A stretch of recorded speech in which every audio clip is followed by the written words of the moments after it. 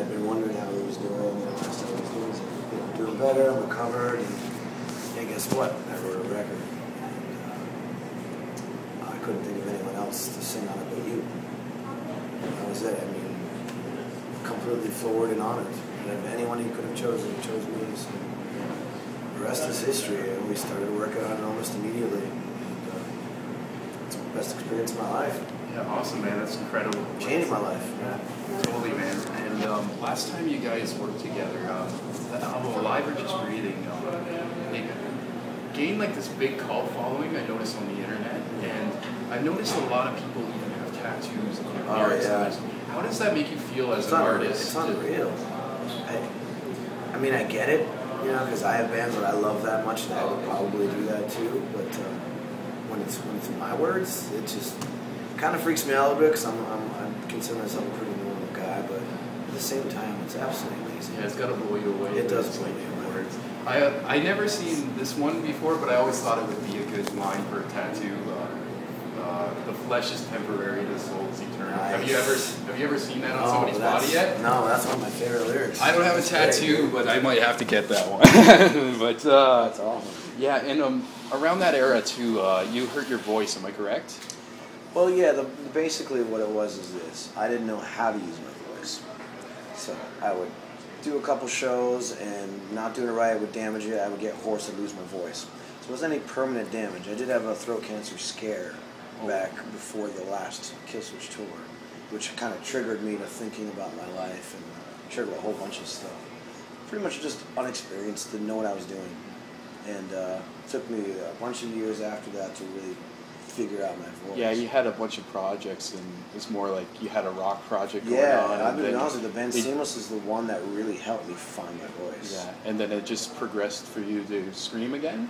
Well, yeah, what happened was I started working on this record with Adam, getting in the studio and screaming again, which is the first time I'd really gone, you know, balls to the wall screaming.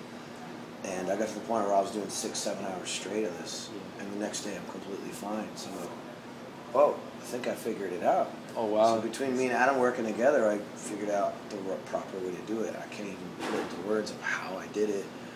And then since I knew this record wouldn't come out right away, I started a band called The Empire Shall Fall. Yeah, I listened to that. It's really awesome, powerful thanks, stuff, man. Yeah. So between that and maintaining playing shows every weekend with those guys, I got it. I figured it out. And then with Seamless, I figured out my bluesy, singy song stuff. So I'm just trying to blend everything together. Yeah, that's awesome. Yeah. And Hymn of a Broken Man's out right now. And the album is, like you said, there's the history of powerful, like Adam wrote in the hospital, and he is kind of known for his stage banter in Killswitch.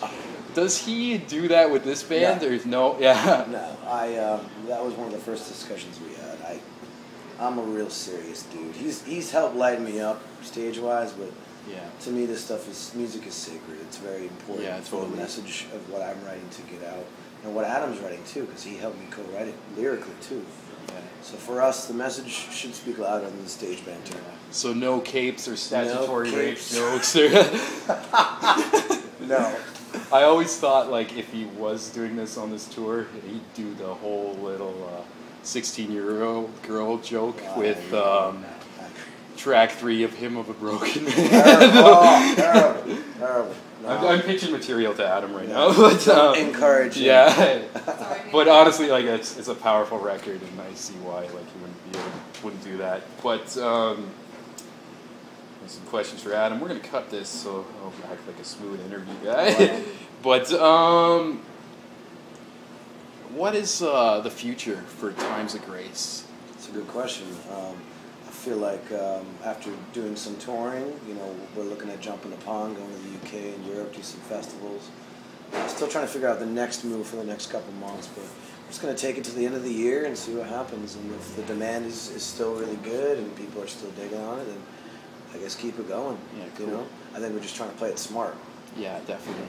Has Adam talked about Killswitch at all?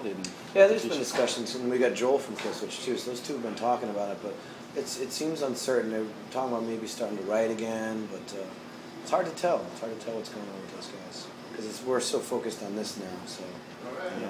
Killer, man. And it seems like you guys didn't really waste any time with promoting this? Like the record came out, and then all of a sudden there was a video, and now you're on tour, and just So after 4 like, years of waiting, it's like as soon as Yeah, it came out, it's like it's- let's do it, let's go. that's you know? awesome, Yeah. just banging it off. But Yeah.